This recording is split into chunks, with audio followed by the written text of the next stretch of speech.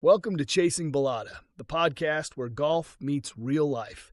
From shanks and slices to wins on and off the course, we're keeping it light, loose, and just a little out of bounds. Hosted by Jason Frazier, it's time to grab your clubs, your coffee, and maybe your sanity, because it's time to chase that balada.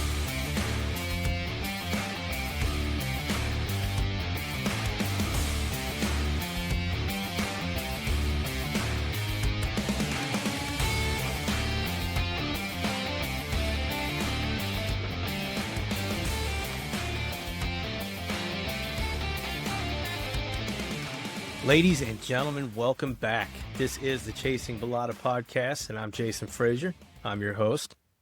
It's been a great week. First episode went live last Friday, and the response from all of you has been just nothing short of awesome. So I greatly appreciate it. We had a fun-packed weekend. I had a buddy come in town. We played some golf. Friday night, we went to the hockey game.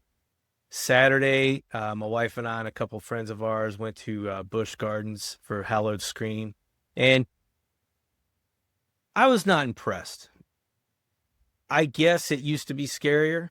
I didn't go back then when they said it was, but it didn't impress me really at all. Not to mention that it was insanely crowded, lines for everything. We were there for, we were there for about 7 hours. We stood in line for an hour and a half to eat. We stood in line for about an hour and 45 minutes to ride one of the roller coasters. Now, part of that was my fault, I will admit. We wouldn't have had to have waited that long, but if you're going to do it, send it, right in the front. And so that added what I thought was going to be another 10 minutes to our adventure. It more was like 30 to 45 minutes. So I'll take the hit on that one. And then we stood in line for about an hour to ride another roller coaster. So in, 7 hours, 7 hours, we did 3 things. And that's insane. And it's expensive. Dinner for my wife and I at a buffet style barbecue place was $75. That's just ridiculous. I mean, price gouging at its finest. But they can do that because, if you need to eat, they can charge whatever they want because you're going to pay it. Doesn't matter. So, and then Sunday, my wife and I did our usual 9 holes. That was, as usual, it was always a lot of fun. I did not play that great, which is funny, right? That's what's great about golf. On Friday with my buddy Chris, I played way better than my handicap, which, as I said, is a 6, and I shot 74. Matter of fact, my previous 2 rounds, one at my home course and one at another course over in Virginia Beach called Honeybee, I went 74-74. Right? The swing just felt good. If I made a mistake, I didn't overcomplicate it by making another one. But then Sunday, when we went out for our 9 holes, she played awesome. I felt like I'd never held a golf club before. And I think we can all relate to that. There's just some days where you grab the club and you're like, I have no idea what I'm doing. Your swing feels weird. Your ball flight, like say you normally play a fade, now all of a sudden you're drawing it or even hooking it. And you're just like, what am I doing here? We were on the range warming up, and I hit some good wedges, worked my way up to a 7-iron, was hitting some pretty decent 7-irons, pulled out my 4-iron, hit a couple good 4-irons. I'm one of those maybe rare people who loves their long irons. I love hitting my 4-iron. And then I got my driver to see, what was my driver going to be like that day. And I topped 6 in a row off the tee, to the point where I was looking at my wife and I'm like, I don't know what's going on here. I don't know what I'm doing wrong. And I tee another one up. And I'm like, all right, stay down on the ball. You're obviously topping it. So, stay down on it, swing through it. And I do it again. And I just knew it was going to be a rough day. And so we went out and played our 9. I still managed to get around at 43, which isn't the end of the world. It's not bad at all in the grand scheme of things, but it just felt awful. It just felt like nothing I did felt good at all. And it led me to one of the topic, what we're going to talk about today. It led me to standing on the tee box and second guessing my decisions on what I wanted to hit because I wasn't sure I was going to be able to put the ball in play. And that's our topic for today. We are going to talk about course strategy off the tee box. As I mentioned last week, a lot of golf is played between the ears. And every single hole starts with putting the ball in play. The biggest problem that I see is that people just want to rip driver, right? They get on there. If it's not a par 3, if it's par 4, par 5, they're like, let's do this driver. And what's down there? I don't know, but it's a par 4. It's a par 5. I'm hitting driver. Okay. Is that the smartest thing you could do while you're out there? Probably not. You should be playing the tee shot that provides you the best opportunity to score on that hole. It doesn't matter what everybody else is doing or what everybody else wants to do or what everybody else thinks you should do. What is best for your game? And I hear how, like professionals will play the hole backwards, right? They look at the green. This is where the flag is. Okay, based off that, I want my tee shot to be here for my approach. Sometimes I'll do that, but not very often. At our skill level, goal number 1 should just be getting the ball in play off the tee. And I would love to stand there and just rip driver and get the ball as far down there as possible and leave myself a wedge in. Because statistically, sure, you do have a better scoring opportunity on a par 4 if you're holding a sand wedge or a pitching wedge instead of, a 6 or a 7 iron. And I would love to always have that wedge distance in. But if it requires me to try and thread a needle off the tee box with my driver, it's just not worth it. It's not the smart play. And so I want to make sure that I put myself in a position off the tee where I have a yardage left in that I'm very comfortable with. When I get on a tee box, say par 4, and we'll say that it's the 350-yard par 4. The first thing I'm doing, if I'm not familiar with the hole, if I'm familiar with the hole, I probably already know what I'm hitting, no matter what. But if I'm not familiar with the hole, my first thought is, can I hit my stock driver on this hole? And for me, I don't hit the ball a very long way with my driver. I think that's due to the fact that I've never learned how to correctly hit a driver, because I can hit my 3-wood almost as far, and I know that that's not correct. But I hit my stock driver carry. When you're factoring in these distances, make sure you're factoring in carry, not total. If you can hit a driver 300 yards, but it only flies 240 and rolls the other 60, you're going to set yourself up for failure. So my driver probably carries on average about, we'll call it 260. So I'm thinking, can I hit my stock driver on this hole? And if I can't, I will immediately go to where's the fattest part of the fairway. If the fattest part of the fairway is 200 yards off the tee, okay, fine. What is my 200-yard club? That's probably what I'm hitting.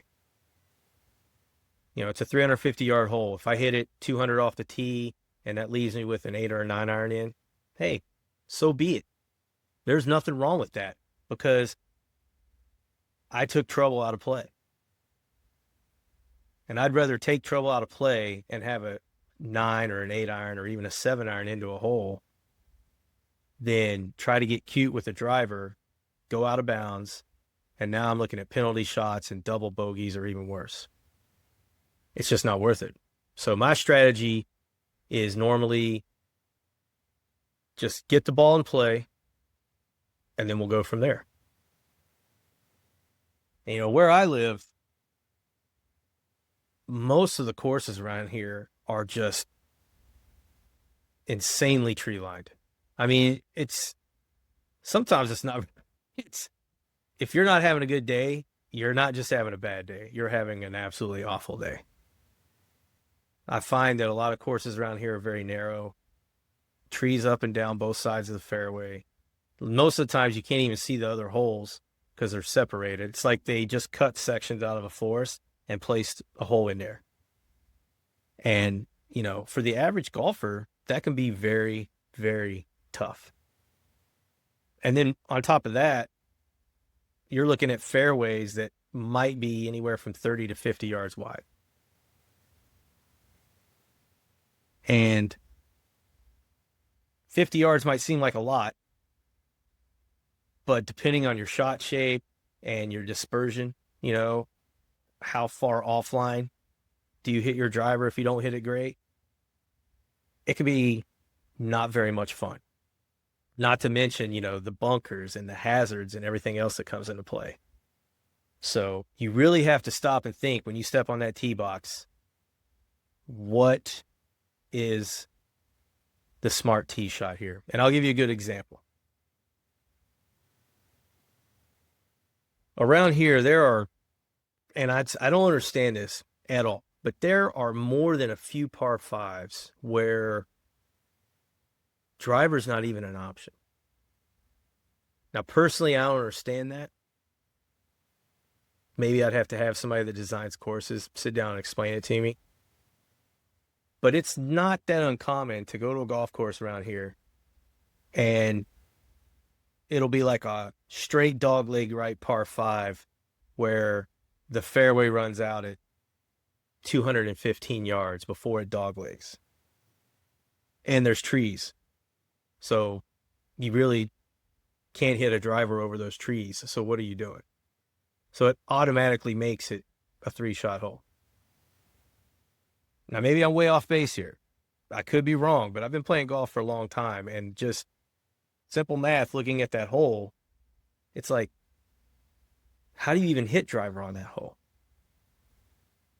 Maybe you can from the tips, but most of us don't play the tips. And even then, it'd be a very, very, very high risk reward shot. High risk, low reward. So you stand on these tee boxes and it's already a 3-shot hole. And that's if you put the ball in play. And I'll give you a really good example of that. And again, I'm going to reference Colonial Heritage up in Williamsburg. Beautiful golf course. I love it, but it's super hard. And it is not a bomber's golf course. It is very much a course management, course strategy golf course if you want to play well. If you don't care and you're just like, I don't give a shit, I'm going to rip driver every hole. Hey, man, have at it. I'm not telling you not to. This is about trying to score. And when you're trying to score, you just can't have that strategy. I'm not saying you can't do it. But if you've never played Colonial Heritage, you're looking at the scorecard and you see the 5th hole and you're like, oh, nice. A par 5, a gettable par 5, right? Because from the tips, it might play 530 yards, I think, what I saw. But on average, from our tees, you're looking at more like 475 yards, 480 yards, which under the circumstances is very doable. Like most of us can get a ball on the green in 2 shots from 475 yards. But then you get to the hole and you're like, holy shit, man, what am I looking at here? You know, the hole is split in 2. And once it doglegs right, it's all uphill to an elevated green. And so it's on the left side, straight away off the tee, you've got a fairway that runs about 260 yards, give or take. And it's about a 30 to 35 yard wide fairway at its widest point. And oh, by the way, there's red stake hazards on your left, and there's red stake hazard immediately on the right. So there's zero room for error. Zero room for error. And like I said, the fattest part of the fairways, there's a landing zone about 160 yards out, and then there's another one about 230 yards out where the fairway's at its widest. So do you have an 8 out of 10, 9 out of 10 stock 3-wood or 5-wood that you can put in play 230 yards with no real worries? I will tell myself that I can do that, but can I do it 8 out of 10 times, 9 out of 10 times? I don't know. Because again, there's no room for error. You have to hit the shot. And oh, by the way, on the right side, once you get through the red stake hazard, the hole picks back up at about 230, 240 yards. But the fairway at that point is 10 to 15 yards, maybe 20 yards wide.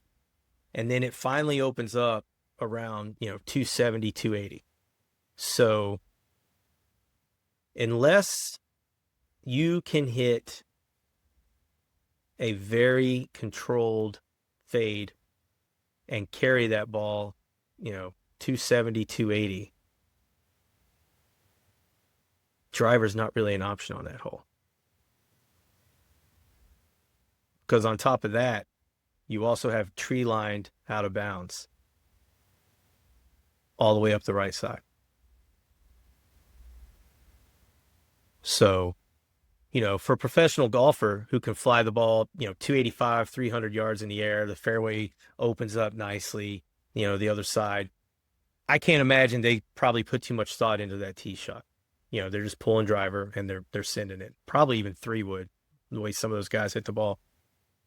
But for us, the everyday golfer, we have to put some serious thought into this shot. So again, do you have that reliable 8, 9 out of 10 times 230 yard 3-wood or 230 yard 5-wood? Or does it make sense to just take a 7 or an 8 iron and find that fat part of the fairway about 160 yards off the tee box? Because most of us can confidently and reliably hit that 7 or 8 iron and put it in play 8, 9 out of 10 times. I think I can say that with confidence. So does it make more sense to do that and just eliminate or attempt to eliminate all that trouble? Because that's the point I'm trying to make. People get wrapped around the axle that, oh, this is a par 5. I have got to try and bomb the golf ball down there as far as humanly possible to give myself a chance to get on the green in 2 and putt for eagle.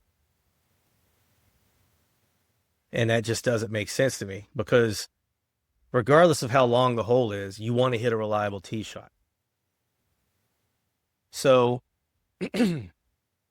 let's say you decide to go with your 7 or 8 iron and you hit a nice one out there and it goes about 160, whatever, and it finds the fat part of the fairway. All right, you're in play. You're still 300-ish yards from the hole, but number one, you've successfully gotten off the tee box and the ball's in play. You're lying in the fairway in 1. And number 2, you're 305 out. Okay, fine. 2 more 7 irons and you're on the green or very near it. So even though you teed off with a 7 or an 8 iron, the very real possibility of making birdie is still in play. Right? Because, okay, fine. I hit my 7 iron, 165. I still got 305 to the hole. You hit another 7 iron, now you're sitting almost wedge 9 iron distance. So what's wrong with that? What's wrong with that strategy? You took trouble out of play. Everybody else hit driver, 3-wood, whatever. You played it smart. You're going to find more often than not that when you play it smart like that and you hit the reliable shot, that when it's time for everybody to write their scores down, your scores is more than likely going to be one of the lowest on the hole. I'm telling you, it works. Now, the room for error is always there. Yeah, you could jack a 7 or an 8 iron out of bounds. We all can. It happens to everybody. But we're talking about the percentages here. We're not talking about something you can do 100% of the time. Because guess what? I don't believe there's a golf shot in anybody's arsenal that they can hit 100% of the time. So that's why we're talking about, the percentages. The odds are in your favor of playing the smart shot off the tee instead of just ripping the big club. Now, let's switch gears. Let's say that you decide you want to send it down the fairway as far as possible because you want to go for the green in 2. All right. First of all, if you let your ego get in the way and you go for the right side of the fairway, you have to hit a 1 out of 10 shot. I'm just going to tell you that right now. 1, 2 out of 10 shot. And maybe you can do it. But you can't do it 7, 8, 9 out of 10 times. But let's say you give it a go. And let's say you're not going to go for the right side. You're going to try and maximize your distance down the middle down the left fairway. So you've decided on driver because you can't hit driver further than 260 or 3-wood, whatever. But what happens if you overcook it left and it goes, red stakes on the left side, and it's gone. It's into the woods. You're not finding it. Now you're dropping with penalty, and you're lying 3, and you're still 280 yards from the hole. So, at best,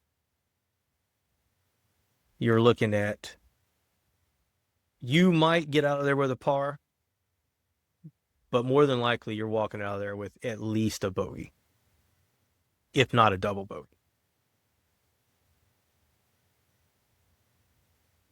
Now, let's say you did take that driver and you tried to go for the right side of the fairway. And like I said, there's OB, white stakes. You go out of bounds. Now you have to re-tee. So now you're sitting on the tee box, lying 3, or hitting 3, excuse me. And double bogey just probably became a really good score for you. And oh, by the way, you still haven't even put the ball in play yet. You still got to get it off the tee from there. So now the pressure is really on. Because you tried to go for it initially and you went out of bounds. So now you're looking at probably a 7. But now the pressure's really on to put the ball in play off the tee. Or else you're looking at a 10, 11. It depends, right? If you're playing in a tournament, some tournaments you take like net double bogey. Some tournaments make you take double par at most. But if you're just playing, you're looking at a massive blow-up hole. All because you let your ego get in the way. So. But, again, we're talking about the percentages here, and we're trying to play the smart shot. So let's take par 3s now. Now, traditionally, obviously, par 3s are shorter holes, and there's usually not much going on. You decide, on a yardage, you pick a club, maybe you come up a little bit short, maybe you go a little bit long, whatever the case might be. But what if there's trouble? Let's say that there is a pond in front of the green. And to clear this pond, you have to fly the ball at least 145 yards, let's say. But then the front edge of the green is only about 148 yards. And then let's say the flag's on the front of the green at 150 yards, 151, 152 yards, doesn't matter. Are you going for that flag? Is that a smart play? Or if the flag is 152 yards, is that the yardage you're aiming for? Both of those answers are wrong. I hope that you're not doing either of those things. Because what a lot of people will do is, just to make the math easier, we're going to say that the flag's 155 yards.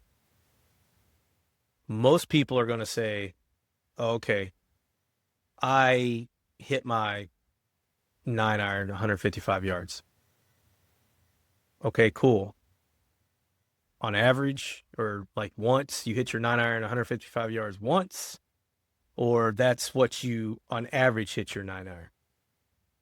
Because if you hit your 9-iron 155 yards once, put that club back in the bag. If on average you hit your 9-iron 155 yards, that's cool, but average means you don't always do that. Sometimes you don't hit it as far. Sometimes you might hit it a little bit further. But the problem is, what happens if you don't hit it solid? That ball's going to end up in the water. That's what's going to happen. If it doesn't land in the water, probably more than likely going to land on the front bank, because as we all know, most designs, the green slopes, or the rough in front of the green slopes down to the water, and normally doesn't hold anything that hits it. So think about number 12 at Augusta, right?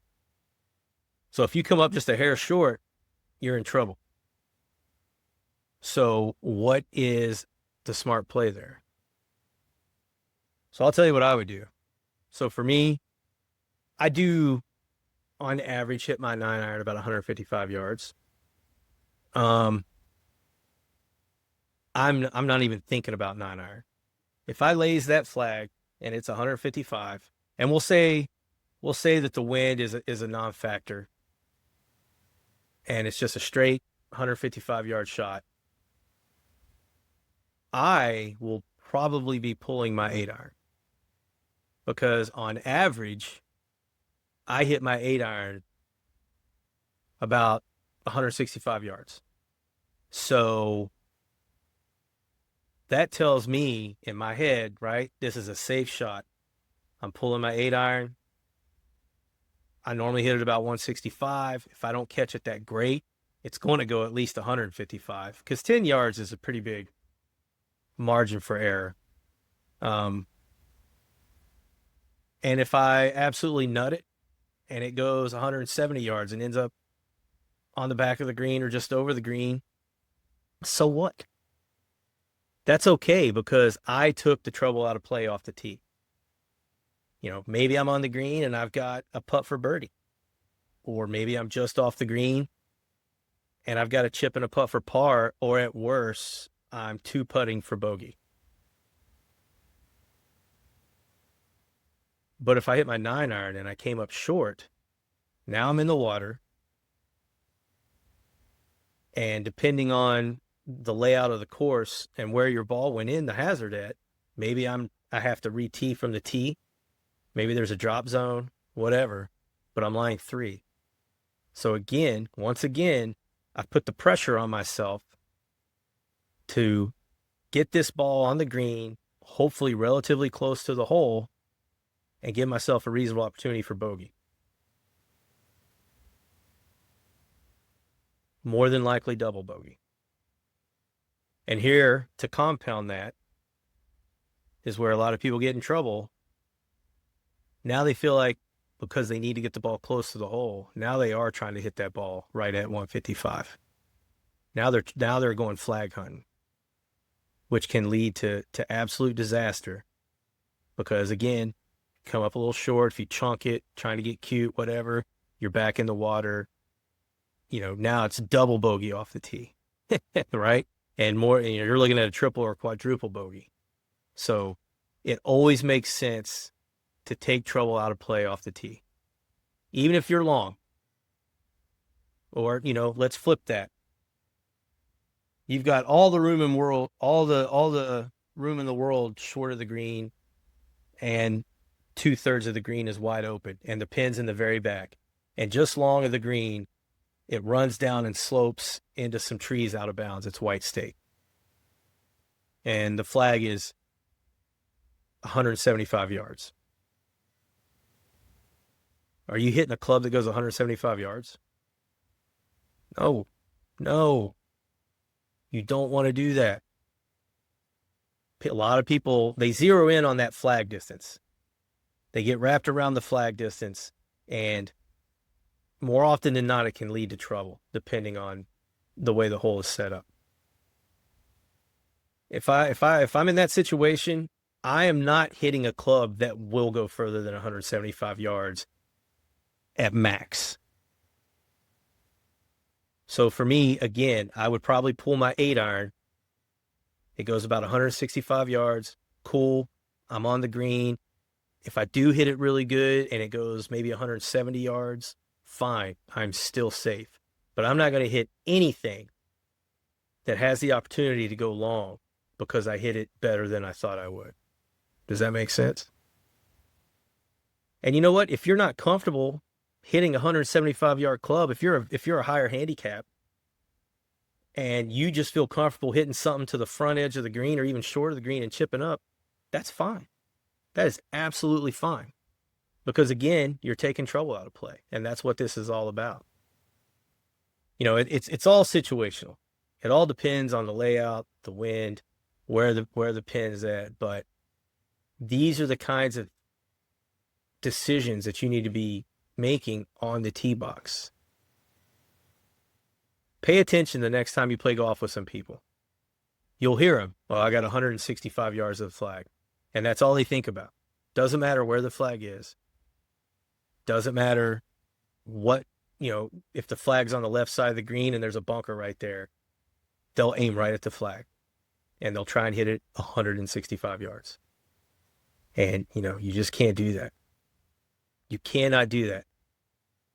And I make that argument because, once again, you have to think your way around the golf course if you want to try and bring your scores and your handicap down. We all have the potential to get better.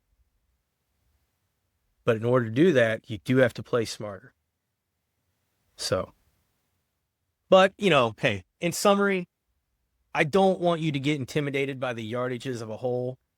I just want you to be comfortable and have a reliable club that you can put in play 85 to 90% of the time.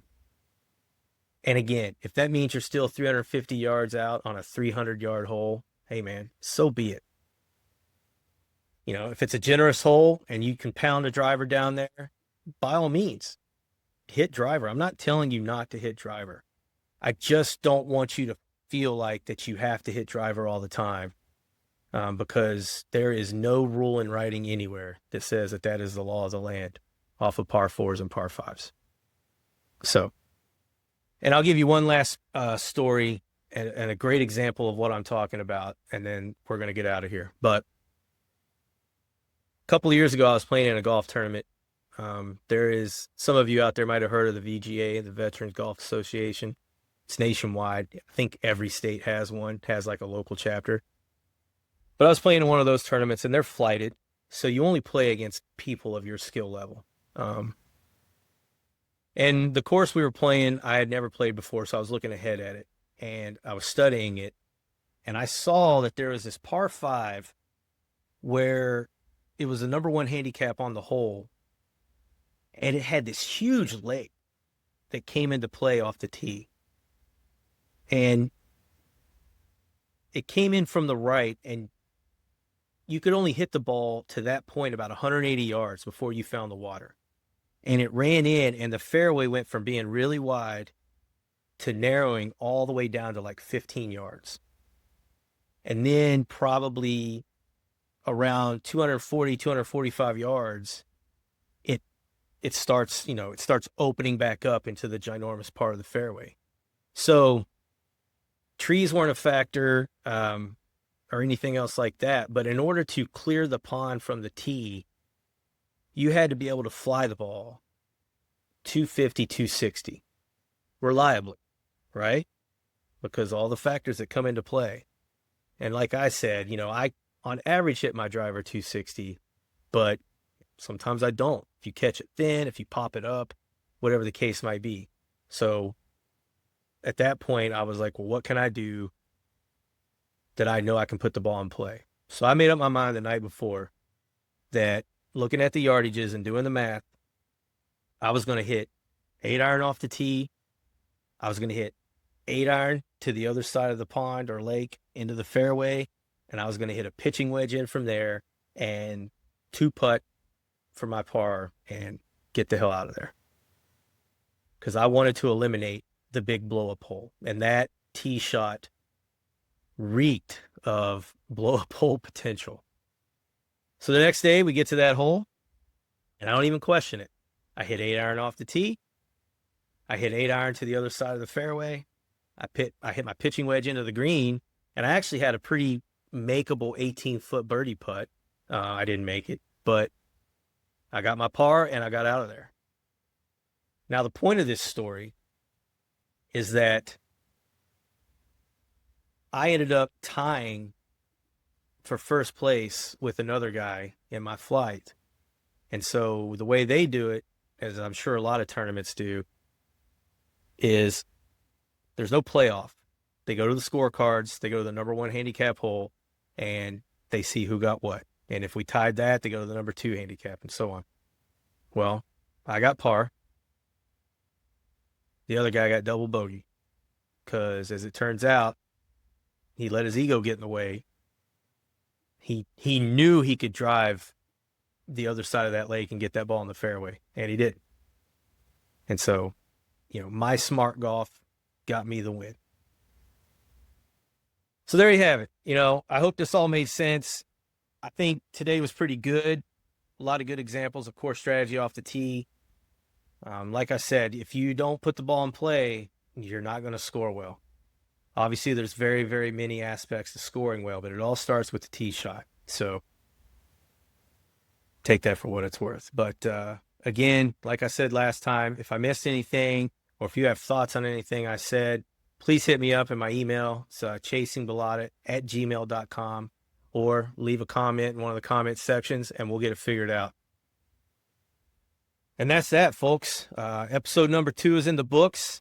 Expect a new episode every Friday. That is the goal. This was a lot of fun, like zeroing in on one specific topic. I was curious as to how it would go. I thought it went pretty well. I'm sure I missed some things, but all in all, it seems pretty straightforward. If you just think about it before you do it, odds are you're going to end up all right. So thanks for sticking around. Thanks for listening. And until next time, send it.